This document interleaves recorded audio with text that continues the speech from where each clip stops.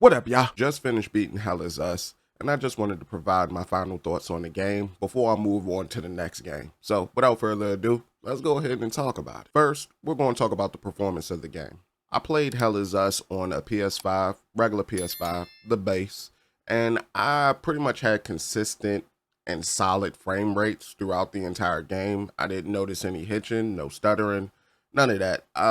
What I will say is there probably was an instance where the game kind of like I won't call it a hitch, but it kind of like sped up or something like that. But that occurred like one time, and then after that, it never occurred again. Moving on, we're going to talk about visuals. Now, this game, I will say, from a graphic standpoint, it looks very basic, looks kind of bare bones. It's not necessarily anything that has like high graphical fidelity, but what I will say is the aesthetics of the game looks fantastic. Like it has this very science fantasy horror vibe going with it that makes it looks amazing. It's like one place that you get to called Lake Sinon, where you're looking out into the distance. You see like this helicopter moving around. You see like a nice little lighthouse all the way in the back. Now, unfortunately, you can't go over there, but it looks great when you're just seeing that from the distance when you first enter the level. And then it's like this beautiful splayed out like I want to say they're like blue flowers. I forgot what they called them. I think they're like adders or something like that. But it's like these adder flowers that are like littered throughout the landscape. And it just looks good. It looks very, very good, very detailed. Now, where the horror aspect of the game comes in, this game is very, very, very, very dark. And I will say that there are going to be some instances, if you play this game, you're going to miss like let's say a corridor or a ladder or something like that.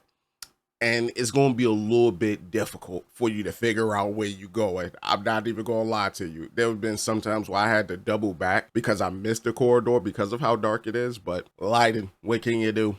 With all that being said, though, the horror aspect comes in is when you're going through these tight corridors, there'll be like these limbic entities that'll be there. And because of how the sound is and everything, especially if you're playing with like a good pair of headphones. I was playing with a pair of Shure headphones on, and like you hear all of this,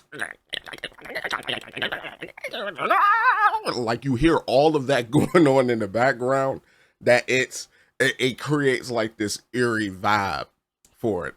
And complement it with the music, bro, it really helps with that science fantasy horror vibe. And speaking of audio, let's go ahead and move on to that section. Now, I have in my notes, it's almost perfect. I'm not even gonna hold you. So the audio, I swear to God, if they could have, or let me say it like this, I swear to Citrus, if they could have, if they could have just found a way to increase graphical fidelity, because they had the aesthetic down. And for any individuals that don't know what aesthetic is, just think of it as style, just how something looks rather than the technical aspect of how it looked, like how they got there, just more so how it looks. When you look at like the graphical style of the game, or not the graphical style, but the aesthetic of the game, and then you listen to it all, they both complement each other very, very, very well. Like the sounds are punchy. They use dynamic range to like completely, if things are in the distance, they're in the distance. Like I remember there was one area that I was in, like, and it's also a good deed for this, and we'll get into what good deeds are. But there was this one area that I was in. I was running past this barn, and like I could hear like the screams of people coming from the barn. So I'm over there trying to figure out how to get into the barn. Come to find out, it's a whole quest line that you do later on in the game, and it's completely dope. There was also one time when I was like going through the tunnels, and like I couldn't hear it all the way when I was first coming down the ladder, but you could hear like in the background like a and at first I was like, hey yo, I played Resident Evil 8. This is about to be a giant deadly baby. That was the first thing that came to mind when I had went down there. And then as I got closer, you know, the crying sounds more normal, but it was just because of how it leaked through the different chasms of the cavern that it kind of created like this distorted effect. And then as you get closer, you realize it's just a normal baby. So it's cool, like the different ways that they utilize sound to create that horror element to it, even though I don't even think they describe this as a horror game, but it could be. It could be. I'm just saying in the future, y'all need to think about that because it could be. It's just fantastic. As well as how they use sensory details for navigation, like the wind chimes in Sinedra Forest.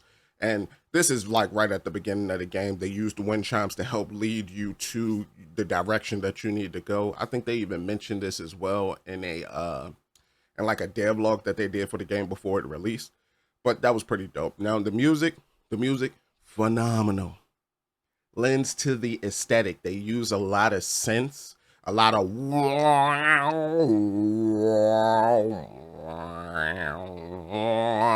they use a lot of that in order to help like create like the vibe for the game, for the atmosphere. As I mentioned, baby crying, woman screaming. There's also like these entities that are time loop entities, right? Now, they also have this item in the game that allow you to spot out like a time loop entity. I don't think they needed it because they used atmospheric audio to help you be able to figure that out. Like, I get it. It's probably to help you like pinpoint exactly where they at so that you can go there. But if you're exploring in the game, you're going to find them. And the way they use the sound, especially because they have a more distorted sound compared to the other limbic entities, yo, perfect. Whoever did the audio engineering for this game, you need a raise, bro. I would march in there and ask for a raise. But other than that, fantastic, bro. Now let's talk about the combat. I will say the combat in this game is probably the worst aspect out of everything. And it's not necessarily because they did a bad job or anything like that. No, that ain't the case. It's just, it's kind of very bare bones.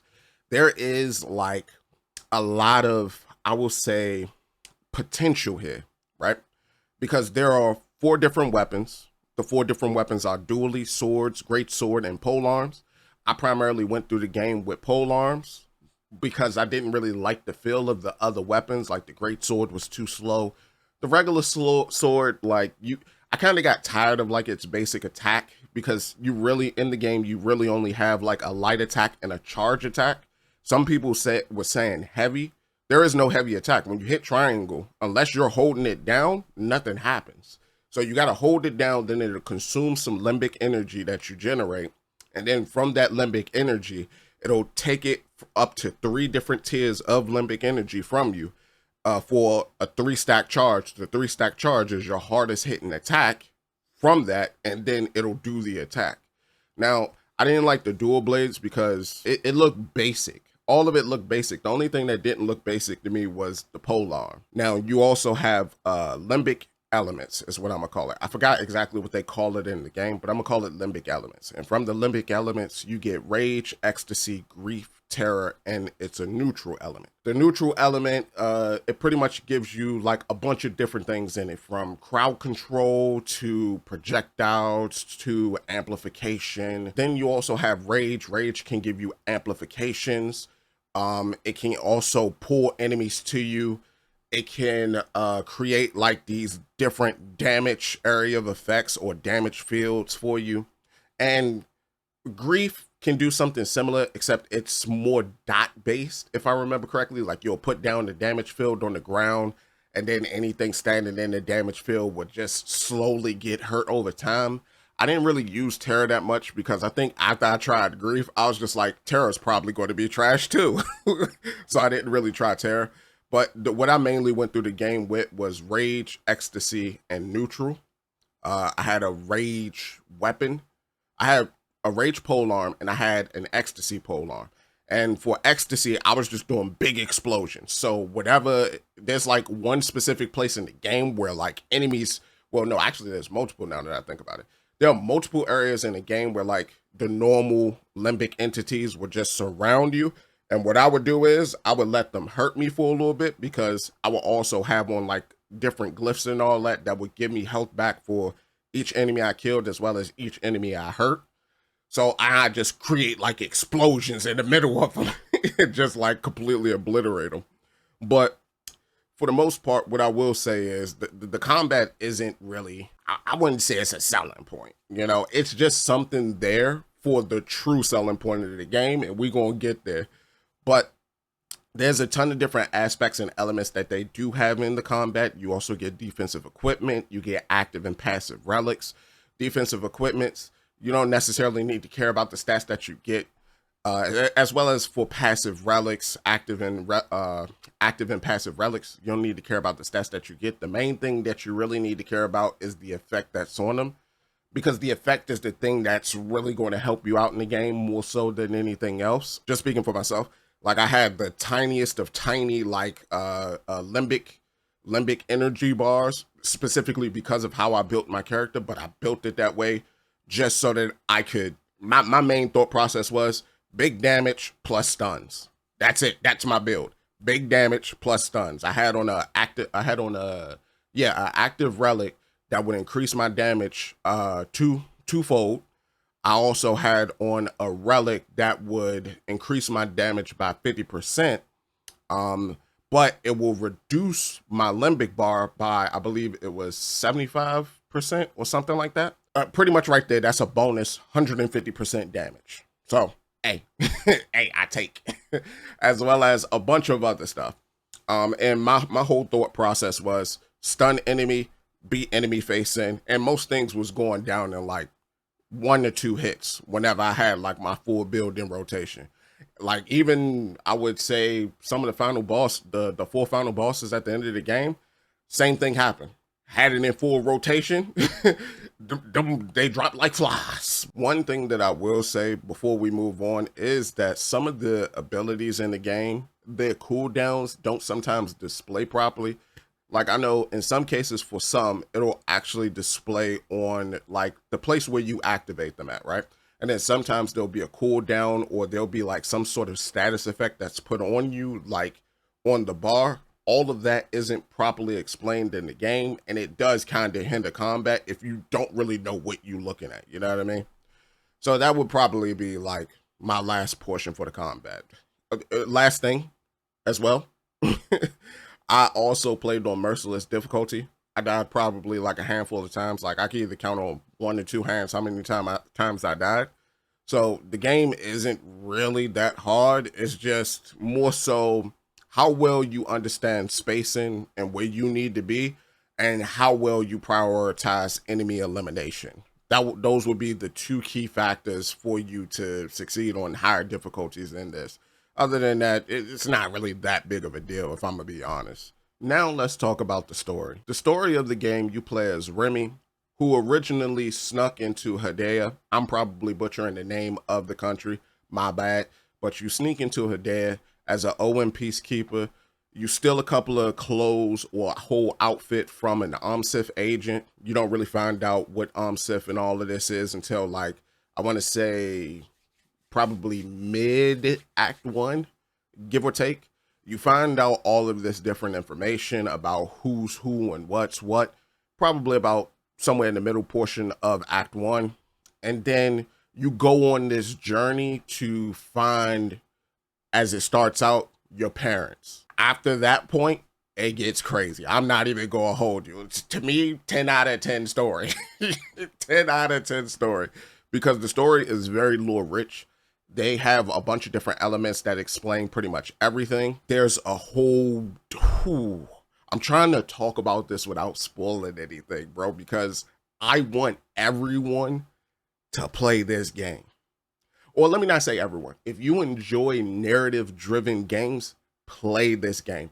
So you're going to have to get over how it looks graphically. Just pay attention to the style more so than the graphics. You're going to have to... How else do I... You're going to have... Just get through that combat. Just treat the combat like how I treated it. Hurry up, close out time loops so that you can explore. But just get through the comp because the story is worth it. It's worth it. This is the first time I'm saying it because I'm a gameplay first individual. The story is worth it. Now, I say all that to say there are elements in this game that they kind of blend one in one with our actual world. Like if you told me that they wrote this story during the pandemic, or at least during the events that's currently happening in this world right now, our world, I would 100% agree with you. Now, There's this civil war that's going on in Hadea between two specific groups. Now, I do want to illustrate racially, there's nothing different between these groups. They are the same in the same ethnic sphere. I want to say in terms of their values, nothing changed between these groups. They are in the same sphere. The only thing that changes in this group is their beliefs, what they believe in.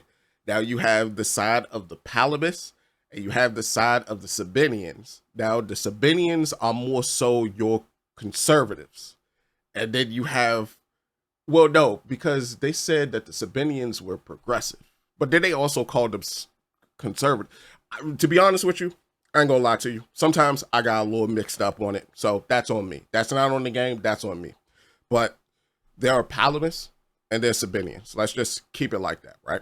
Now, one believes in old values, traditionalists, right? So to speak.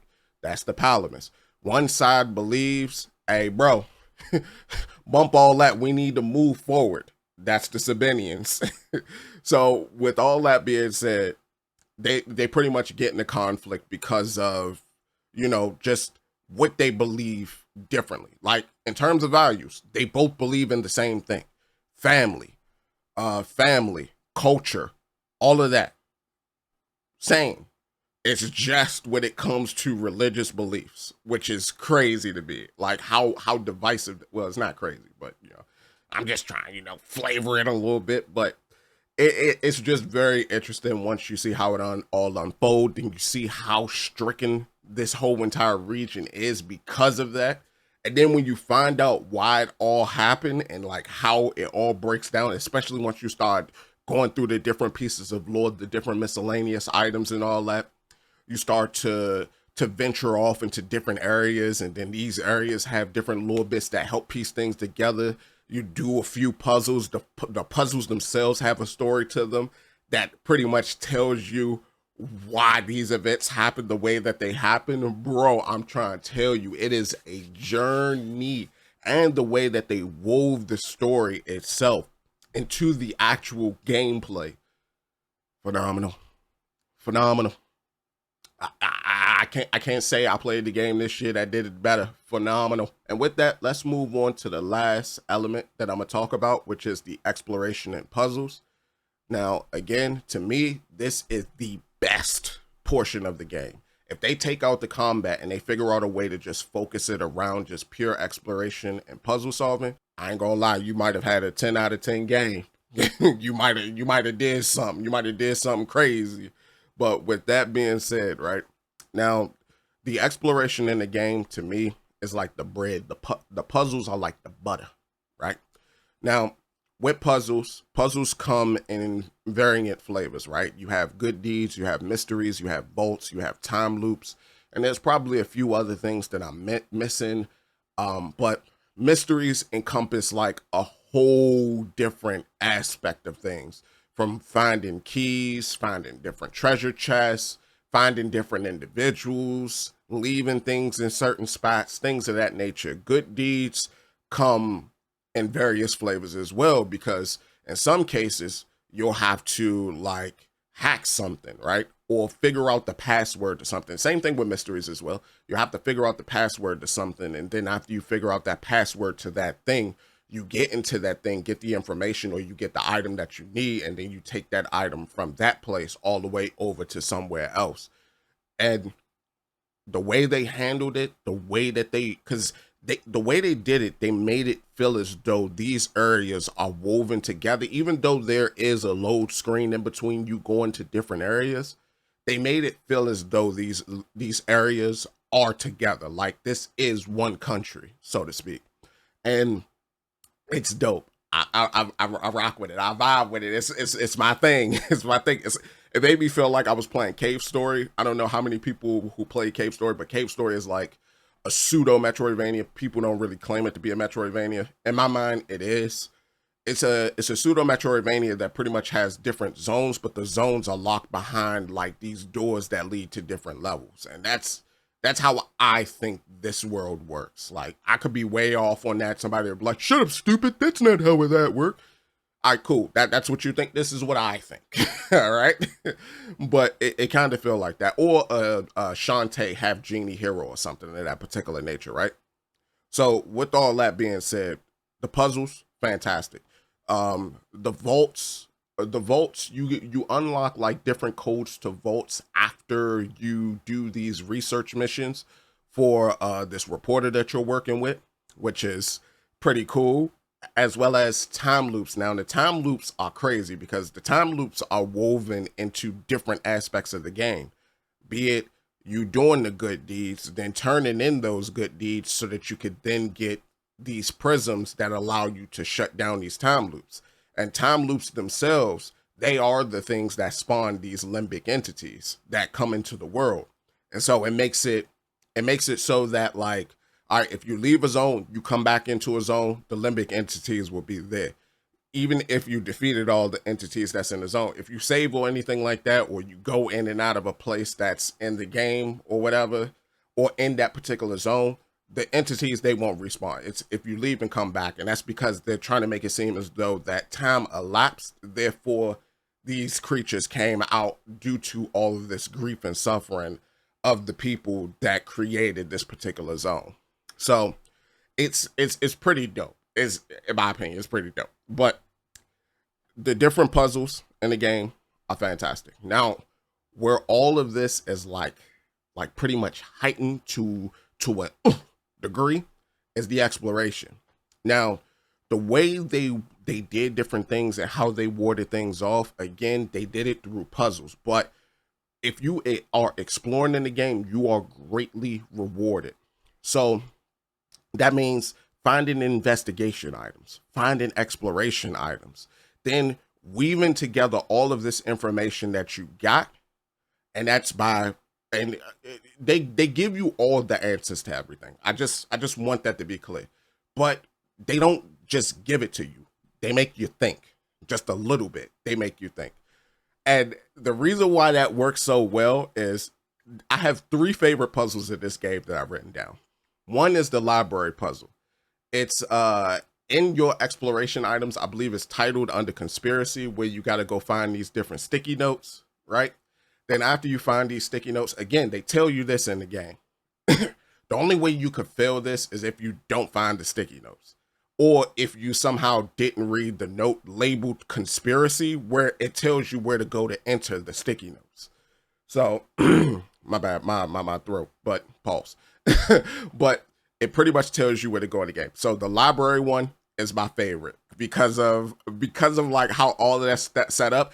And then the beautiful part is you got to put together where these sticky notes go. And you could put them, like, you could assign them to your, your loadout bar for your items so that you could move them around like that. I didn't do that. I used a notepad. Wrote down each of them with the letter and the number beside them, because the number is the passcode. The letter is the order for them. And when I arranged it the correct way, I was like, yo, ain't no way y'all just did this. And then the solution to it, which I'm a little bit, I ain't gonna lie, I'm a little bit, because once I did that, and then after I beat the game, like, I was a little like, dang, yo, y'all kind of ruined this for me, because the end of that exploration or that quest line was so dope to me, because it seemed like they was taking a piss to, like, you know, something that happened in the real world. And I was like, but you just made this nut actually be right, you know? So it kind of ruined it for me. But in terms of the puzzle itself, fantastic. There's another one called King. I'm calling it King Asta. I forgot exactly what they called it in the game, but that's a fantastic one. It's a whole series of things that you got to do with that one in combination with the exploration and the puzzles. It's a series of things that you got to do in order for you to finish it. The beautiful part is it's a part of the main quest, so people won't miss it. You can't skip it. And the last one of mine is called Eternity. That, at least that's what the computer calls it, right? Now, There's going to be, if you, again, exploration is key here. If you go around and you find different things, you're going to find this note called eternity. Now, this note is the solution to something else that's called eternity. Not going to tell you what, but when you read the note, it's giving you the answer, but it's not giving you the answer the way you think it's giving you the answer. And so you gotta decipher it like it's a riddle, and then you gotta extract from it. So the beautiful thing about that is, if you complete the King Aster quest line, you will. It's like it teaches you how to solve this particular puzzle in eternity. And bro, when I tell you, like, when I solved that, I was like, hey, yo, that's kind of fire. But yeah, it's the game, I believe, excels spectacularly in the field of exploration and puzzles. I'm a big fan of System Shock, and I love the fact that System Shock, it barely tells you what to do. It trusts you as a player to know what to do. It trusts you. This game does the same thing. It trusts you as a player to just play the game. Just play the game.